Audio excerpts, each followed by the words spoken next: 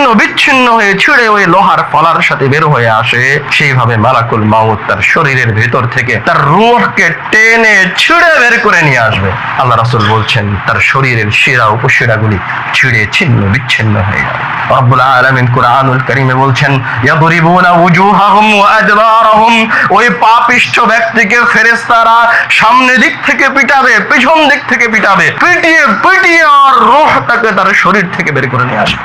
ফায়াখুযুহা, অতঃপর মালাকুল মাউত তার রূহটাকে গ্রহণ করবেন। ফালাম ইয়াদউহু ফি ইয়াদিহি তারাফাত আইন, কিন্তু যে সমস্ত ভয়ঙ্কর চেহারার ফেরেশতাগুলিকে দেখে ওই রূহ পালিয়ে যাচ্ছিল, বের হয়ে আসতে যাচ্ছিল না, ওই ফেরেশতারা যারা জাহান্নাম থেকে মাসুহ নামক অগ্নিপাত্র নিয়ে এসেছিল, তারা মালাকুল মাউতের হাতে রূহকে তারাফাত আইন, চোখের পলক ফেলতে যতক্ষণ সময় লাগে ততক্ষণ সময় রাখবে না, দ্রুত নিয়ে ওই জাহান্নাম থেকে নিয়ে আসা কষ্টদায়ক আগুনের মাসুহ নামক পাত্রের ভিতরে ঢুকিয়ে দিবে। কিন্তু তার কোনো আহ্বানে শোনা হবে না। এই পাপিষ্ঠ ব্যক্তিকে কবরের মাঝে কিয়ামতের দিন পর্যন্ত শাস্তি দিতে থাকা হবে। যে তার কবরে একজন ফেরেশতাকে নিয়োজিত করা হবে, যে চোখে দেখে না, কানে শোনে না, যার হাতে এত ভারী একটা হাতুড়ি থাকবে যে ওই হাতুড়ি দিয়ে কোন পাহাড়ের উপর বাড়ি দিলে ওই পাহাড় চূর্ণ বিচূর্ণ ধুলায় ধূসরিত হয়ে যেত।